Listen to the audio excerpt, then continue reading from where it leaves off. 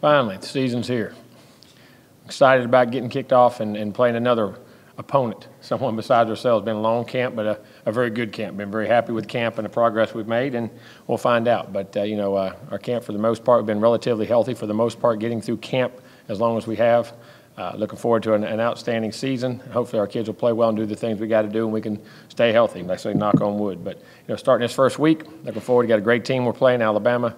Again, they have nothing but respect for Alabama. They've done a tremendous job with their program in the past, in the present, and in the future. I know they will. Their coach, they have an outstanding coach. Nick does as good a job as anybody. Does a great job preparing his team, and they'll be ready. Outstanding players. They play very hard, very physical, very well coached. Have big guys, dynamic guys, playmakers. They have it across the board. They can throw it, they can catch it, they can run with it, they can defend, they can cover. They do all the things that you have to do to be successful, and they're great in the special team. So we're definitely looking forward to the opener, but at the same time, we're going to have to play extremely well. We know we have our hands full playing a great opponent, but saying all that, we're looking forward to it and ready to play and get the season kicked off and get going. So, questions? Coach, how you doing today? Good. Jimbo, what part of your coaching philosophy, both X's and O's, and then in the way you deal with your players, your relationships, all the constituents involved in that, what part have you borrowed the most, you think, from Coach Saban, and what part have you learned the most from Coach Bowden? I don't think I've borrowed from anybody. I think I've formed my own ideas. I don't think you borrow from anybody. You learn from people, then you formulate it into what you think is appropriate. And I've done that off tons of people throughout my career that I've ever been with, but I've had my own ideas about what I wanted to do all the time. Then you just take things and you formulate into what your game plan is and how you see the game.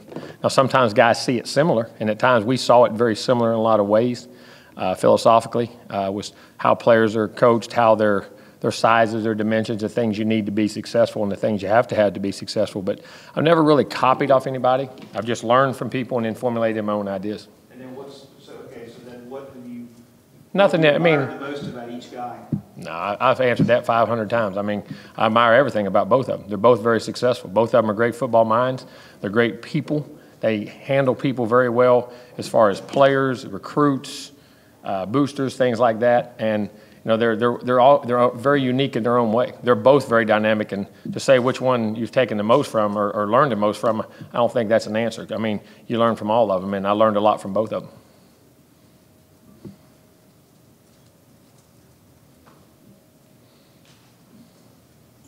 Coach, when you're scheming to stop another team's offense like Bama, who has a pretty explosive offense, then you see a game like LSU last year, shut them out for 3 quarters. How does that affect your plan at all? It doesn't. You do what you think is appropriate to play their plays. In games, see, people, you can't get caught up. Sometimes certain people match up differently against other people. Certain players, they know they play each other so often. Sometimes that has a lot to do with it. Or sometimes that day, maybe that team was off. So we act like it's a computer game sometimes and everything's perfect on both sides. It doesn't work that way. I mean, that's what makes sports so unique. And, you play what you think. You learn from things they did, pick up things they did. But some of the things they did weren't any different than what anybody else did. They did it with good players and executed very well, and that's what makes sports so unique. You never know who's going to win. But we learn from LSU. We learn from everybody. We watched all the film and all the tape, and hopefully we'll formulate the best plan.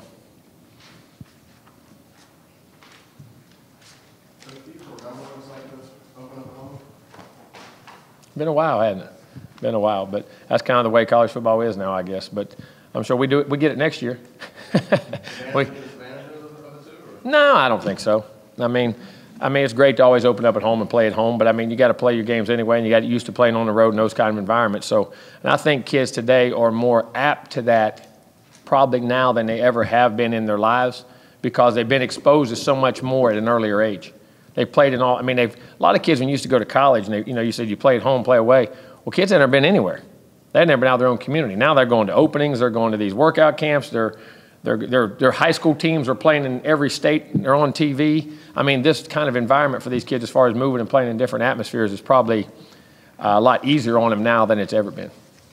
Jimbo, we've seen this team kind of have its difficulties against guys like Mariota, Greg Ward, Lamar Jackson last season. Everybody does. Is Jalen Hurts kind of one of those players too? Is he a dual threat in that same sense? He can throw it and he can run it. No doubt. I mean, he is a threat, and you watched it last year in the games he played. I mean, he ran for 1,000 last year. And he scored touchdowns and he threw for 2,000 or 3,000 or however, 3,000 and some, whatever it was. So, this guy's very dynamic both ways. There's no doubt. What's the hardest part about trying to keep one of those quarterbacks in tow? You got to do what you do. You can't sit and say, I'll worry about not rushing him, but then I'll worry about him setting and then you let him throw it. Then you pressure him, then he scrambles. You got to play football. You got to take the gaps away. You got to stay disciplined in your rush lanes. You got to cover people. Then you got to react to the football and play. And you got to set edges on your defense. And then you got to play. Coach, you've been in national title games. The level of hype that's currently surrounding this game, does it compare to that type of atmosphere? And at what point does the hype become a detriment to your preparation? I don't think it becomes, because I don't pay attention to it. I don't watch much news. We're in camp and doing what we do. And, if you're here at Florida State playing in these games, you're going to be in hype games. You're going to play in big games. Every year we play Clemson, Miami, Florida, Louisville, whoever we played, conference, what big bowl, we play Michigan. National championship games. That's part of being at Florida State. There's probably more hype because you've had longer to talk about it. It's a season opener. That has a lot to do with it, in my opinion. But it's the first time in the two top three teams have played to open up a season. So I understand where that comes from. But for us, we just got to play a game. We have to play the football game, not everything else, and that's going to be the key. Jimbo, Alabama has a new offensive coordinator.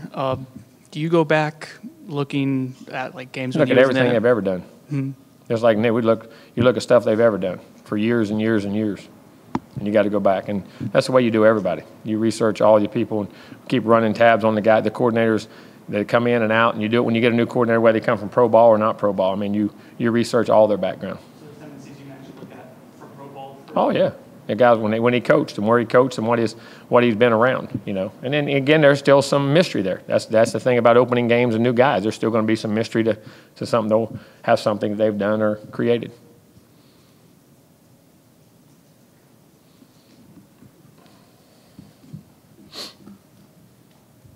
Jim, there's obviously a couple of pretty talented quarterbacks, and they're veterans now, the two of them. But could this game, depending on the flow and what happens, could it easily be a game dominated by running backs on both sides? Well, I think you're going to have teams that are very well balanced. I think if both teams become one-dimensional, I think it's hard when you play good people. You have to keep great balance in what you do, and very easy. They're extremely talented running back, and we feel like we're talented running back. So that could happen. There's no doubt.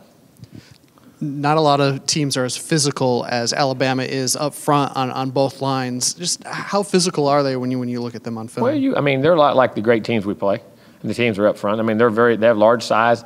They play a lot of two-gap stuff and move their guys inside and anchor and let the backers scrape and run and do things, but then they can still create edge pressure. So, they're big, they're strong, they're physical. They play the game and on both sides. And, I think the way they're constructed, that's the way Nick likes to construct his team. And I think that's the comment he was making about in the preseason, that we're constructed like when he said the SEC team and everybody. But, we try to construct ourselves in very similar ways. That we have big physical guys that can two-gap or one-gap and let backers flow. Or up front, you got to be able to block, and you still got to run the football and be able to defend the run and all those areas. And, but they are very physical and constructed that way.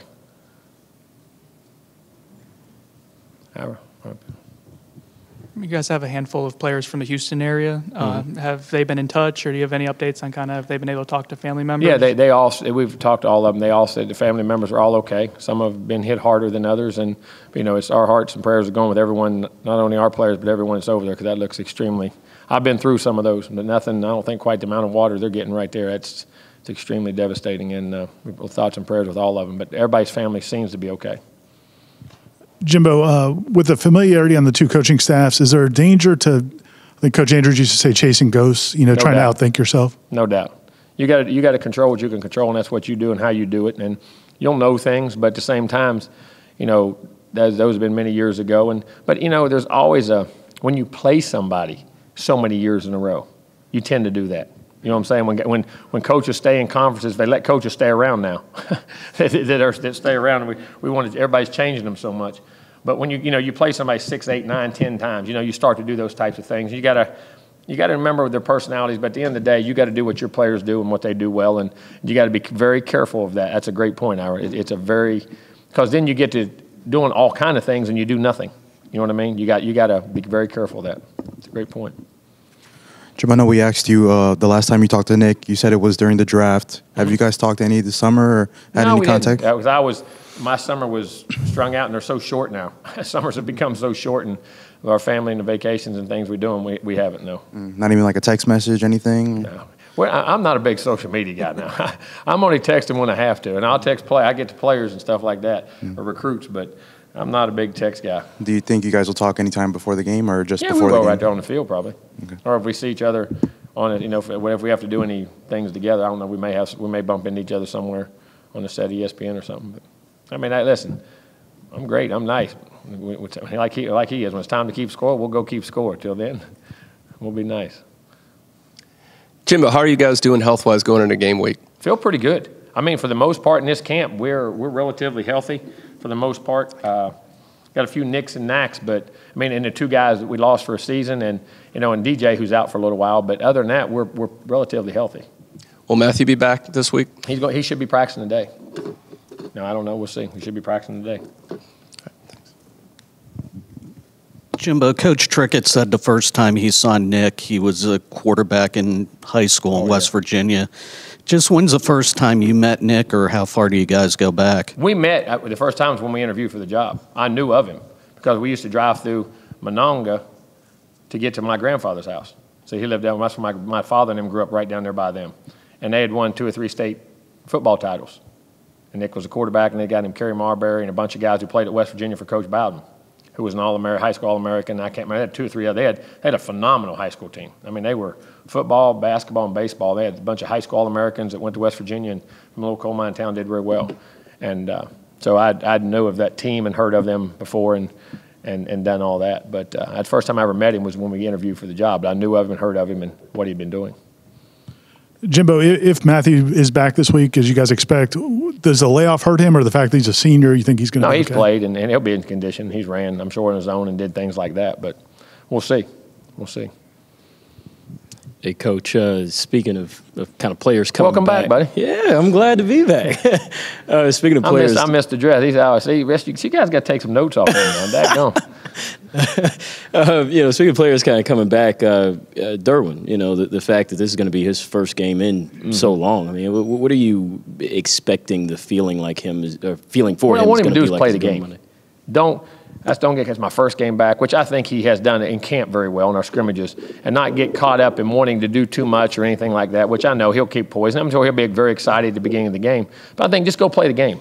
Don't try to live up to no expectations. Control what you can control and play. Because here's what I always remind those guys. Why did you get those expectations? Because you just played. That's why you got those expectations. It wasn't nothing you got to go do extraordinary now. Just go be Derwin and play the game and play within the concept, the scheme, and play your tail off and hustle and do all the things you need to do. All right, we're going to go to the phone for a question from Chris. Hey, Jimbo, how you doing? All right, how are you? Doing great. What is the typical Jimbo Fisher perfect game going into Saturday's matchup with Alabama? What is the perfect game to your? I don't know. There's no such. There's no such thing. But I think early in games, I think things would be very important. You got to take care of the football, which is always the most important thing. Eliminating self-inflicted wounds as far as penalties. You got to not jumping off sides, not lining up off sides. The holding calls and playing and not shooting yourself in the foot early and things that put yourself in bad situations. And then you got to creating big plays and stopping big plays. And you got to play very physical and you got to play hard and you got to relax and play. Do the assignments, set the edges on the defense, play physical inside, all the things you got to do. But the big thing to me is penalties, turnovers, and those key areas right there, and the blown assignments. And then also, you don't think about this much, substitution. When you're subbing in for a game and you're in your nickel package, your dime packages, or we're 2 tights, or we're going to 1 tight and 3 wides, or 4 wides, just making sure the right guys get in and out of the game and they see the signals and they're not caught up in all that stuff. The game operation stuff, signals, both sides. I mean, all that kind of stuff, where guys get hyped up in the first game and don't get in, those are things for a coach that, you've got to control, because those things can cost you without ever, it's bad enough that you play a great team or that, you get beat physically, but you just can't beat yourself mentally and in that way. Jimbo, it's been thank you. It's been 10 years since the first time you met up with Coach Saban. It's 10 years ago, which is crazy to think about. What do you remember about that game in 2007 in Jacksonville, and how far have both programs come in the last decade? Drastically changed. I mean, in the last 7 years, we're the 2 winningest football teams in America. They've won 4 national titles. We've won 1. They've won 4 or 5 conference championships. We've won 3. I mean, it has a lot of bowl games. I mean, it really has come, because we were both 7 and 6 teams. We were both right at 500 in that game, and it was a hard fight. Again, the game was very hard, but I think both programs were at very similar situations probably, and where we're at. And I mean, we're both fighting, scratching, and clawing to stay bowl eligible and have winning seasons and go play. And it was a very hard fight. I remember they were very good on defense early. They were very dynamic on early, and we hit some plays in the second half and got a couple. I remember Cody caught a little corner route for a touchdown in the corner, and we ran a little goal line route, and then I think we hit a run it late, and he broke a tackle and went down the sideline. And it was a very hard and physical game, and in a typical game that they were well coached. But I think both programs, like you say, were at very similar situations and have really progressed and came a long way. Did you have a feeling that he was going to turn it around as quickly as he did over there? Yeah, I would. Because one, he's a very good football coach. He knows what he's doing. He has a plan. He's going to do that. But two, the resources and the commitment that they have. I mean, also, that always, that old adage, and this is an old Bear Bryant statement, that make sure the school you're coaching at has more going for it than you.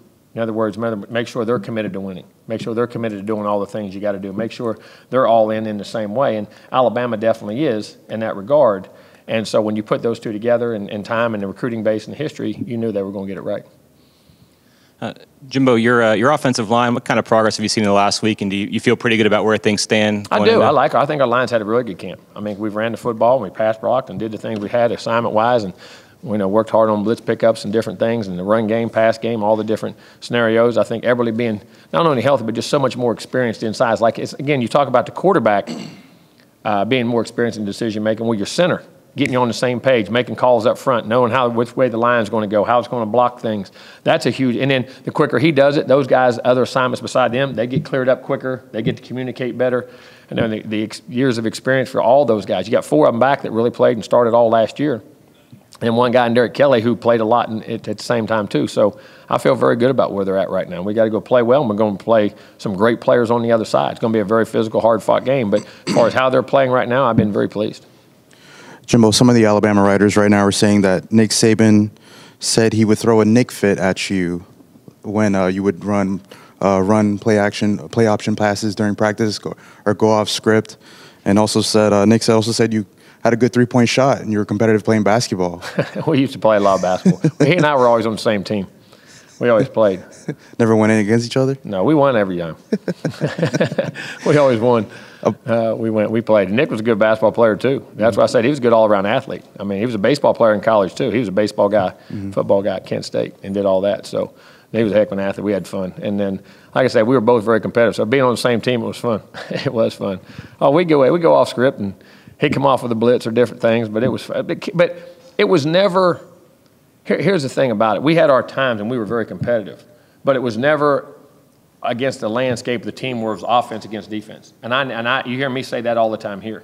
That was one of the things I respected the most about him. He's a defensive coach in the defense. And I know, and even he'll tell you this, and it's crazy. It's easier to be good on defense than it is offense. And I know people don't believe that, and you think it is. Because effort and toughness and things can get you by. You still got to be perfect. You still got to fill your gaps. But anytime a ball's involved, there's rhythm and timing.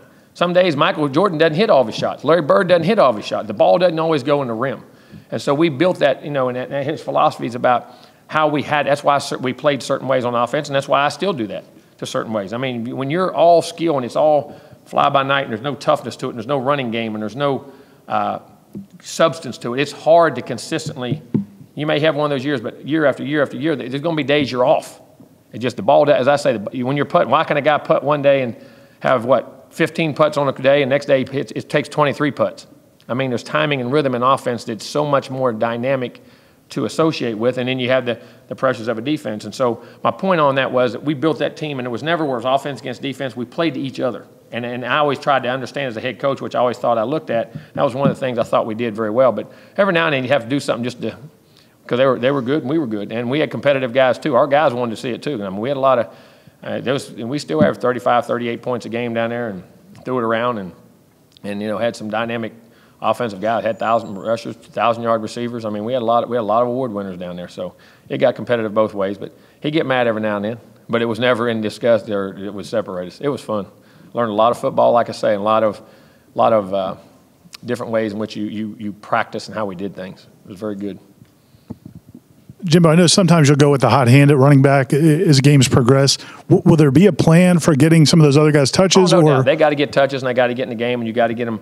You got to get them broken in, and you got to put them in there. And nothing. And the big thing, they're ready to get in there. They've proven it every day in practice. I've been extremely with Vickers and Jaquez, fullback. They've been doing a great job. But Amir and Cam and all those Ryan, those guys have all did a tremendous job behind them, and feel very comfortable. Have all made plays in scrimmages and practices in a lot of different ways, and they'll play.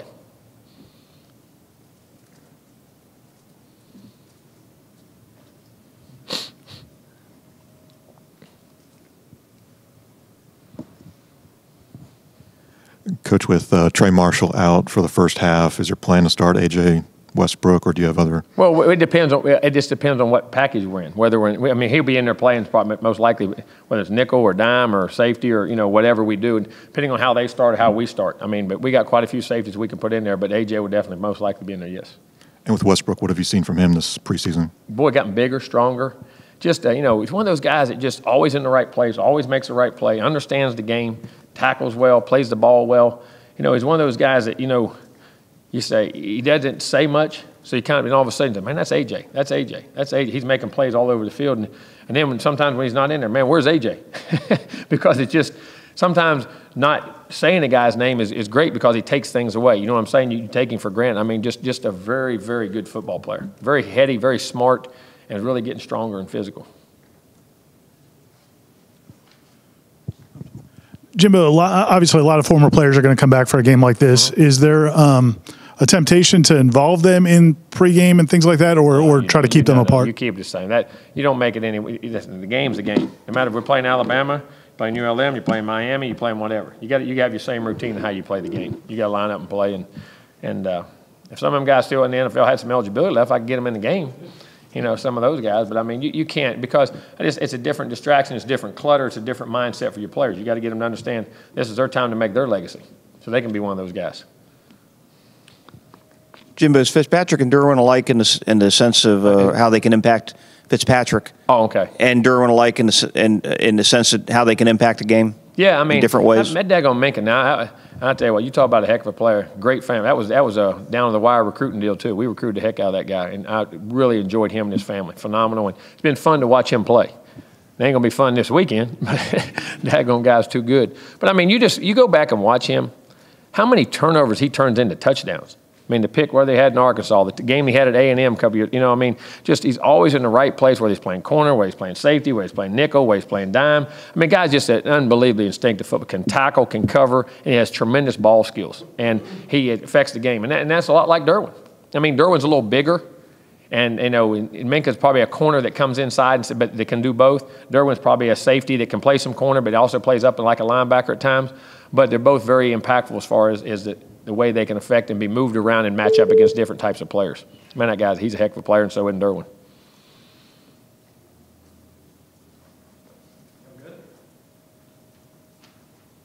Yes, sir. All right, go ahead. And then also just talking about Jeremy Pruitt and the job he did here and just going up against him for the first time. Jeremy did a great job. He did a great. We had one of the #1 defense in the country, I think, that year, and we did offense, defense, we had everything. But he did a great job. He used those guys, and we got Rush, and we played each other very well. He's very, very well, understands the front, understands the back end, communicates with players, very hard worker, very dedicated. Watches hours and hours of film, studies the game, works at the game. He's going to be in this game alone. He's already proven what kind of football coach he is, and he'll be a head coach here probably pretty soon and do very well. But Jeremy did a tremendous job here, and going against him, you're going to have to dot I's and cross T's. He knows how to play everything, and he'll have a plan for everything, and it's going to be very competitive. And with him and Nick, they're scheming together, it's going to be extremely tough.